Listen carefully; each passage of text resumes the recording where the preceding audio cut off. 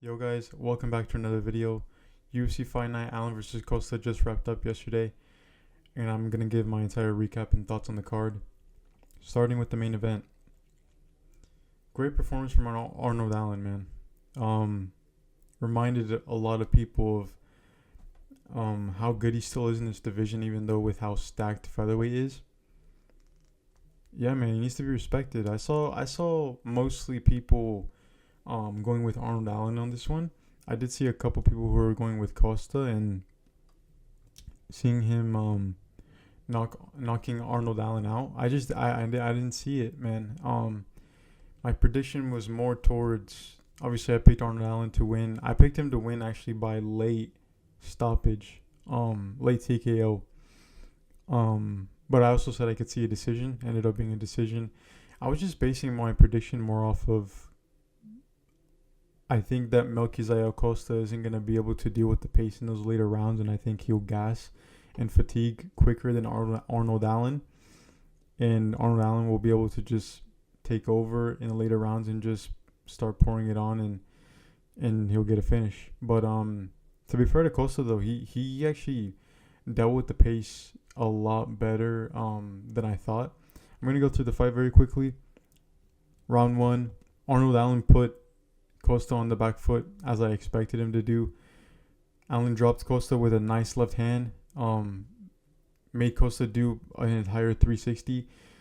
Allen was able to pounce on it, got on top on the ground. Costa was doing well to scramble.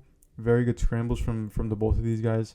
Both were just battling for position basically the entire rest of the round. And round 2, Arnold Allen letting that jab go a lot more. Landed the straight left hand behind it at times as well. Going to the body, really quick, sharp punches. Costa went to the calf kick, threw a lot of them in the second round. To be fair to Costa, like his boxing counters didn't look bad at all. I thought that they weren't the best in the past, but they actually didn't look too bad in this fight. He just wasn't finding the target that much. I actually thought he might have just edged that round out. And I knew there was one judge that gave him the round. It was just because of those calf kicks and the little shots that he did find when he was trying to counter. But yeah, I could have seen him winning that round. If you give him another round, it's round 2. Round 3, Arnold Allen stayed with that subtle pressure. Kept landing that left hand time and time again. It was his best weapon, as we knew going into this fight, and he used it. Was very quick with it. Would pop the jab out, let the two go behind like again. Go 2-3-2 off of that. Good combinations. Just looked really sharp in his boxing last night, man. And like I said, Costa's boxing, it surprised me. But Allen would just keep popping in and out of range and really nicely, and would make Costa miss with all those punches. Costa went for a takedown in round 3, tries to pull Allen kind of into his guard, wanted to look for submissions, but Allen just landed some big shots and opened up a cut, or made Costa have a bloody nose or something. Yeah, that round for me is probably Allen's best round. Like that was all him that round. Costa didn't even really go to his kicks in round 3 that much anymore either. Round 4, Allen again popping that jab, working that jab, letting that 2 go again. Those left hands just kept landing, man. It was beautiful. Costa he took a lot of them, so fair play to him.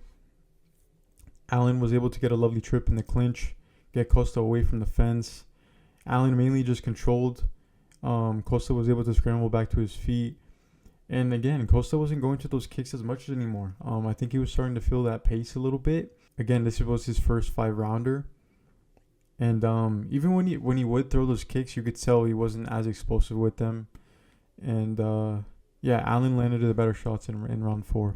Round 5, Costa was still game late. Like I said, he surprised me in terms of dealing with that pace. I thought he would fatigue a lot more. But he dealt with it well. He was still game late. He was trying to go for it. Landed a couple good left hands at the start of the round 5. Costa tried to go for a trip in the clinch, but Allen just used it against him and put his weight forward before Costa's leg could get back to the ground when trying to attempt that trip. And Allen just put his weight forward, took him down. Costa kind of used his momentum against him. And Costa got up for brief moments, but Allen just kept dribbling him down again with the body lock. Did it a couple times. Allen was able to get to Costa's back standing. Costa went for a backward slam. Allen just stayed on the back. Ended the fight with some good ground and pound shots. And yeah, man, it was a great performance from Arnold Allen. I thought he fought very smart. He fought like the veteran in there, even though he's still pretty relatively young. Yeah, used everything, man. Was complete in there. Used all of his skill set. It was the subtle pressure, putting Costa on the back foot, getting in and out of range to not get countered. Popped the jab, let the quick straight left hand go behind that, and got nice combos off.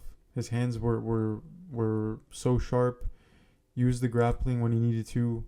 I only remember a couple really, really good clean shots that he got hit with. And yeah, man. Y'all must have forgot, man. Y'all must have forgot. Arnold Allen is still here, man. And he needs to be respected. Never been an easy fight for anyone. Like we said before, he's never been finished in his career, but he's only lost to the best guys. We're talking about Max Holloway, one of the greatest featherweights ever.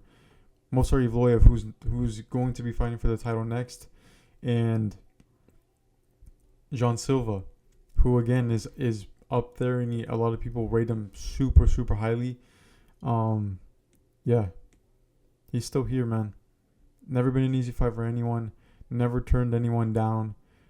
So I have so much respect for Arnold Allen. I really fuck with him. I'm a massive fan of him.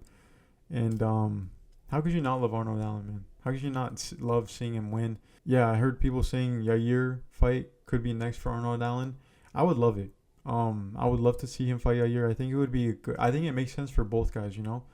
For Yair, obviously hasn't fought in a while. I think a lot of the guys that are going more towards the top of the division don't really see Yair wanting to fight Yair really, because like there's not much in that fight for them. He's just been very inactive.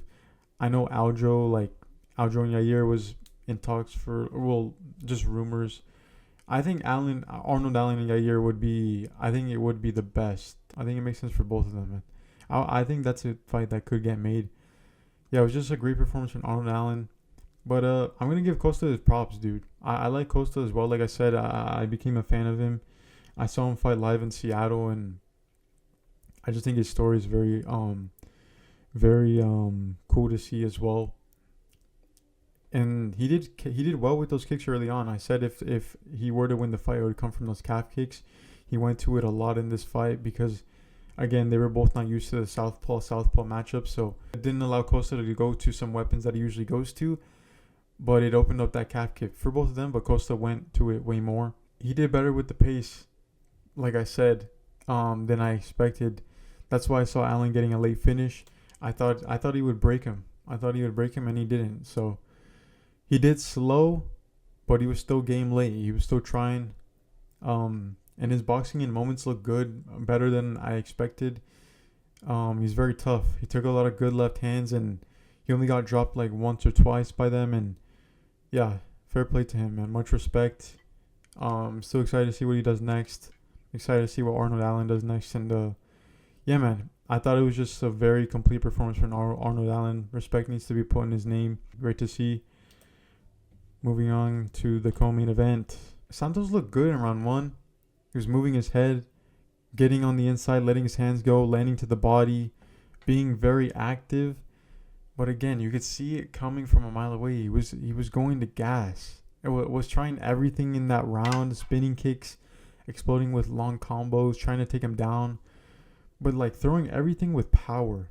And he did catch Choi with a nice right hand, like against the fence in the first round, but he was just wasting a lot of energy. Choi was just staying calm and patient, and just weathering the early storm.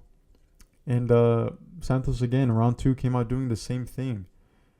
Just knew he was fighting at a pace that he couldn't keep. Choi really started working behind the jab nicely in this round. He kept popping it out there, getting combos off of it. Santos was fatiguing more and more, trying to wing shots, and Choi had a very, very good sequence. Went 1-2 to the body. Santos felt it, back to the fence. Choi saw that, he took advantage, went 1-1-2, left hook to the body, dropped Santos with the body shot. Really, really nice finish, man. Stayed calm and composed throughout the fight. Like I said, just weathered the storm. Stayed patient.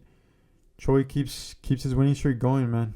And it was a good call out. I like the call out of Pitbull. I think that's a great matchup, because I think there's a lot of people looking at that performance from Choi and saying that he could be ranked, even though with how stacked this featherweight division is. I think he could beat Pitbull. Like, I honestly do. I think that's a great matchup. I think they'll make that. Another thing too, a lot of fighters yesterday, they went to the body a lot. It was lovely to see. It's a weapon that a lot of guys they tend to forget to do, but super effective, man. It was a great win from Doo Ho Choi, dude. Like I said, he was a guy who was looked at with a lot of potential in his early UFC career. Lost to Cup Swanson, couldn't get that momentum back, and obviously had to go into that the mandatory military that's over in South Korea. Had to fulfill that. Has had a lot of injuries in his career. Just a lot of times that he's had to overcome and just hasn't been able to get momentum going. But now he's come back. He's beat Nate Landwehr and I believe one other fight, but I can't remember right now. But yeah, he's on a win streak right now. He wants to keep that momentum going, and lovely to see. And I thought he looked great. He has great boxing, and he seems to have very good takedown defense too.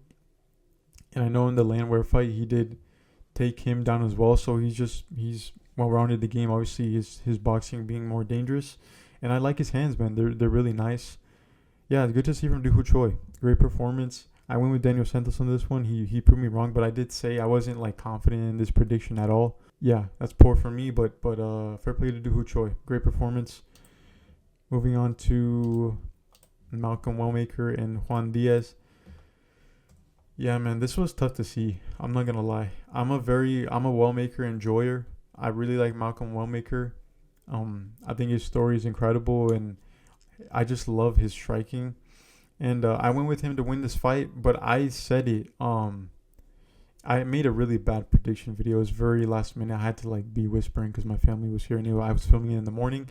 Literally morning yesterday of Saturday morning. Literally Saturday morning, sorry. Like, because I saw a couple interviews of Malcolm Wellmaker saying, I predict to beat Juan Diaz by round 1 KO.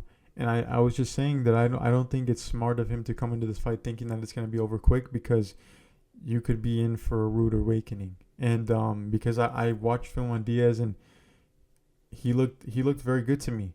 Yeah, I'm going to go through the fight very quickly. Round 1, both of them were being very patient. Wellmaker with those kicks, mostly to Diaz's body because of the Southpaw Orthodox going to that kick to the body. Some low kicks as well. Diaz tried to return off those kicks a couple of times, try to counter. And Diaz was able to go underneath one of Wellmaker's jabs and kind of smother in, get a back body lock. They went to the fence. Diaz tried going for a drag and ended up getting a dump and trying to secure a back position. You could tell he was looking for that very early on. But Wellmaker was able to get up quickly both times. Diaz went for that big elbow on the break that just missed. It looked pretty big. Then Wellmaker goes for a body kick. Diaz kind of catches it, puts Wellmaker off balance. Diaz tries to throw a right hand, and in real time it kind of looked like it dropped Wellmaker, but it actually like just missed. Or might have just grazed him. I don't think it hurt him in any way though. Diaz went in for a knee. It looked pretty intentional, to be honest. But I don't know, it could just be one of those just instincts and reactions. But it looked like real time that he hit Wellmaker on the ground, but then it comes to be that he hit him like kind of like on the neck more than anything. More like towards the collarbone. And wasn't anything, but it did look kind of intentional though. I don't really know what you do about that. It's just very weird. I don't know. I think not taking a point was probably the right choice because it was just kind of a weird situation, and it didn't seem like Wellmaker was really making anything of it either. Round two, Diaz was able to slip out of the way of a punch, get a body lock like in the first round, secure a takedown. Diaz still trying to get Wellmaker's back. Wellmaker did well to defend at first, but Diaz kind of had one hook in. Wellmaker did well to kind of shift him into half guard, but Diaz just stayed patient, took his time, tried going to the back again. Diaz threatened with the rear naked choke. Wellmaker was trying to fight the hands, but Diaz was able to get it through and lock it up, and he got the submission win. Like I said, it's really tough to see for Malcolm Wellmaker, but a great debut win for Diaz, man. I knew he was going to be competitive in this fight. Like, his style is very, on the feet especially, it's not the most flashiest style in the world, but it's simple and it's effective. And he's very well-rounded. I said as well in my prediction video that Juan Diaz is going to try to take Malcolm Wellmaker down. And I was more siding with the fact that I think it was going to go to a decision and Wellmaker was going to hurt him at some point throughout the fight. And he was going to be able to defend the takedowns, get back to his feet. And that just didn't happen, man. Juan Diaz was just looking to counter. He was circling, pivoting like I saw he did in his other fights. Like I said, his style's not anything flashy, but it's just really it's simple and effective. And I don't mind that at all, dude. I don't mind that at all. I thought it was a great performance. Got performance in the night, I believe. So that's always good to see for guys that are making their debut. And yeah, he's with a good team. Like I said, there's gonna be a lot of people saying Malcolm Wellmaker has officially been fraud checked. I don't know, man. It's tough because I'm still a very big fan of him. I really like him, dude. I still think his boxing is very good. He just lacked in the ground game this fight, and Juan Diaz was very determined to get to the back, and he did. Got the finish, and yeah, it was a good performance from him. Yeah, it's tough to see, honestly. I don't really like to see that from Wellmaker. It's tough, but it's just how it goes. You just gotta go back to the gym, back to work, and try to be better next time. That's it, man. But still love Malcolm Wellmaker, and Juan Diaz gained a fan out of me. Really, really good win, man. Really good win. Like, he's gonna go under the radar just because his style is not the most flashiest in the world, but it's effective. So, yeah, great win for him. Now to Bukauskas and Edwards. I'm going to be very quickly on this one. Dude, I kid you not, like, my power in the house, our power literally went out. Like, the weather was absolutely horrible. Like, it was freaking pissing down rain the entire day, and then it would, like, be sunny out of nowhere. It was just so freaking weird. Literally had to watch the fights on my dad's phone because my phone was freaking dead. And I had to use my sister's phone to watch the other fights because we were trying to watch the Netflix card and this card at the same time. And I literally didn't really watch this fight because JDS and the Spania was on at the same time, sort of. So I was more kind of looking over there. But yeah, I tuned back into this fight round 3 or midway through round 2, and I was like, how is this fight still going? I thought Bukauskas would finish him in a round. That's what I predicted with a KO. But, yeah, I don't really have much to say other than Edwards was more competitive than I thought. It was a split decision, and I saw some people say that he arguably won. So I didn't watch it, so I honestly don't have much to say other than from what I saw basically is Edwards just looked he looked like a lot bigger than Bukauskas. I think he might have fought at heavyweight in the past, and he's like, or I'm just completely wrong about that, but I don't really know what to say about this one. Not what I expected at all. I thought Bukauskas would destroy him in a round. So, I mean, fair play to Edwards, I guess. Not great for Bukauskas, but it is what it is. You got it done in the end. Timothy Cuamba, Sopaj, both of them were just taking their time in that first round. Sopaj landing some jabs and shots to the body. Sopaj was able to get a takedown, moved to Cuamba's back smoothly, had a face crank at the end of that first round. Round 2, lands a big left hook, getting his head off center line, lands some good ground and pound, just kept going and going with it. Thought the ref was going to stop it, but Cuamba was doing like just enough to move and have little movements. But Cuamba was leaking very bad.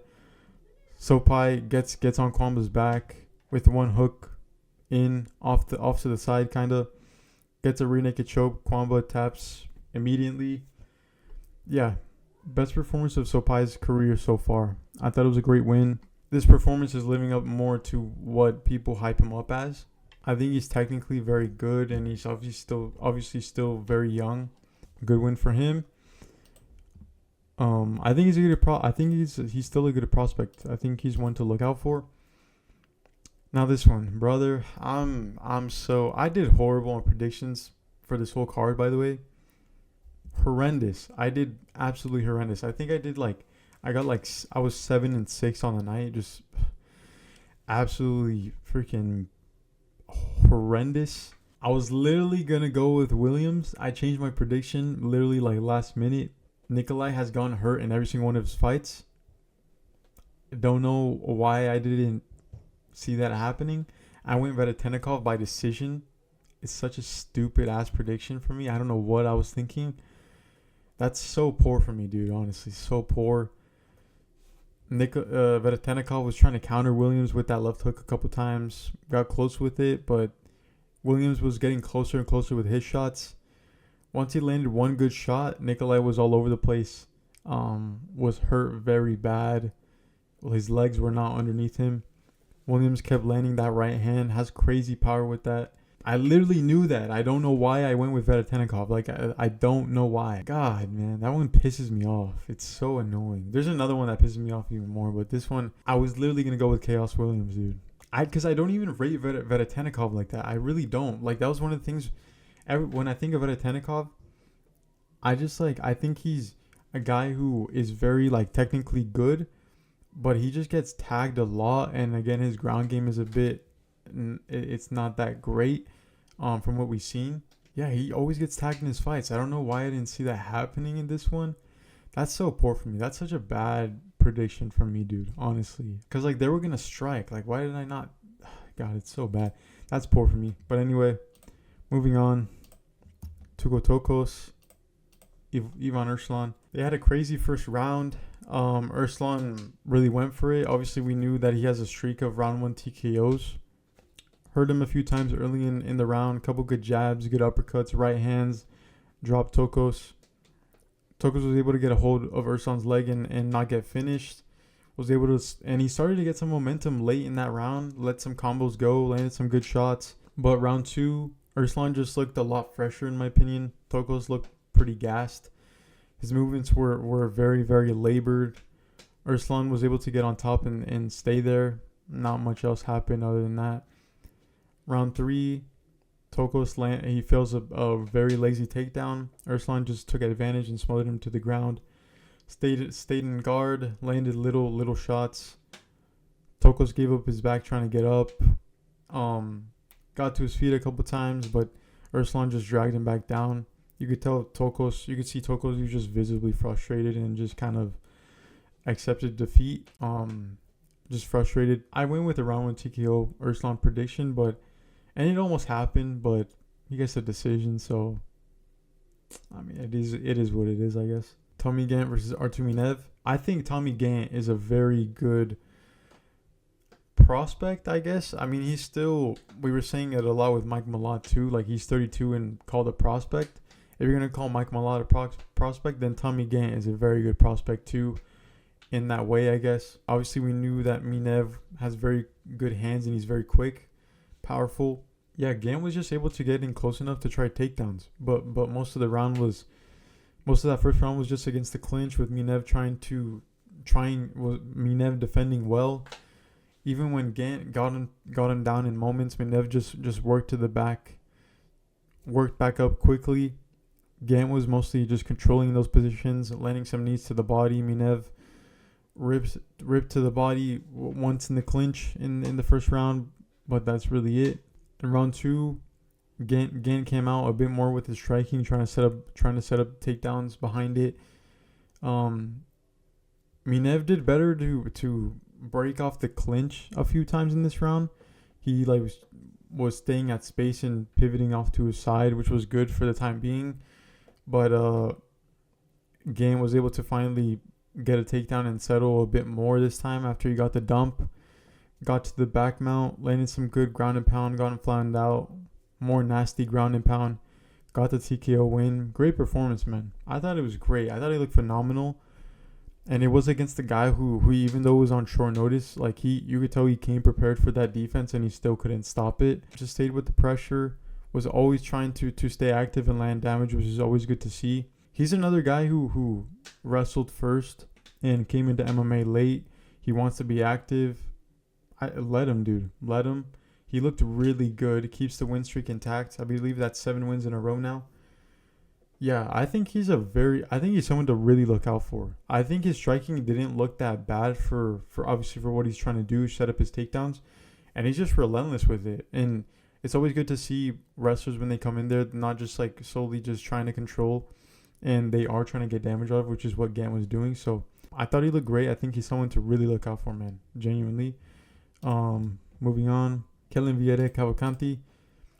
I was kind of like in a weird way. I was actually a bit excited for this one. Well, I wouldn't say excited, but I was looking forward to this matchup. I think because obviously a lot of people, Vieira has been around a while, and obviously the veteran in this matchup. And Cavalcanti, a lot of people pick Cavalcanti in this one.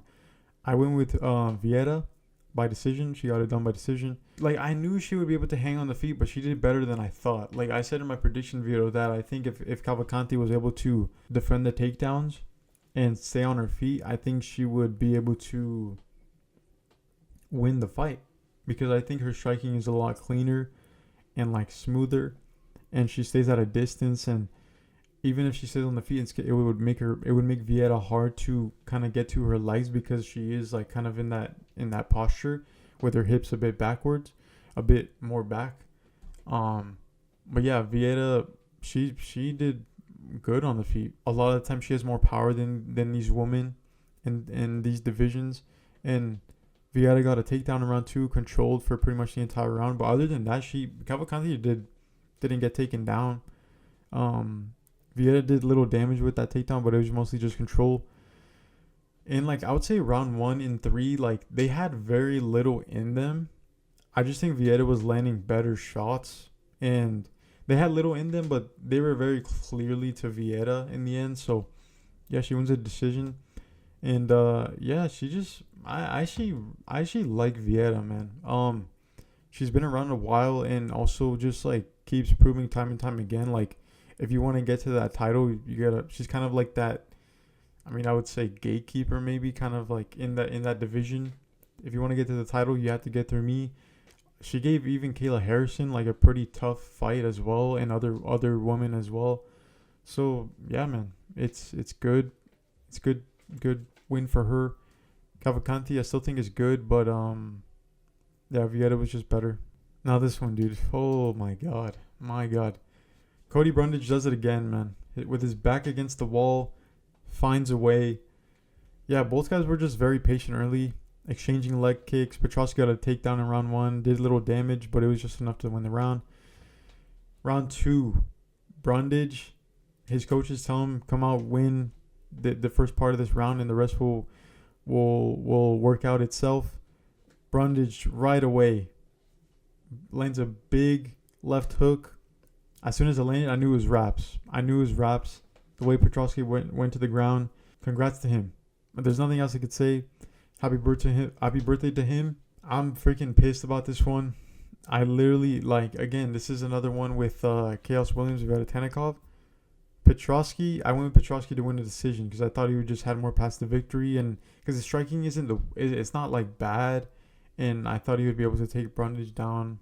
I mean, he probably was planning to before he got caught with the shot, because Petroski gets hurt he's gotten hurt in all of his fights as well, in like very weird ways too, like in that Jacob Malkoun fight, like stuff like that, and he's just been hurt in every single one of his fights, and like Brundage is obviously a very heavy hitter.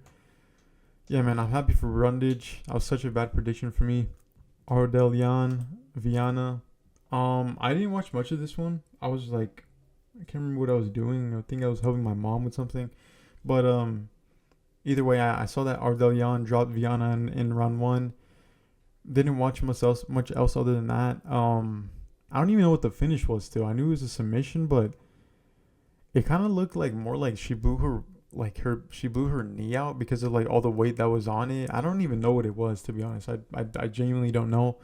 I went for Ardelean to win by decision, and she got the submission. So yeah, I think Viana's on like a 5 or 4 fight losing streak or something now, which is I mean, I don't think she's gonna get cut. I don't think it really matters, but yeah, fair play to Ardelean. Daniel Barez, Gurule.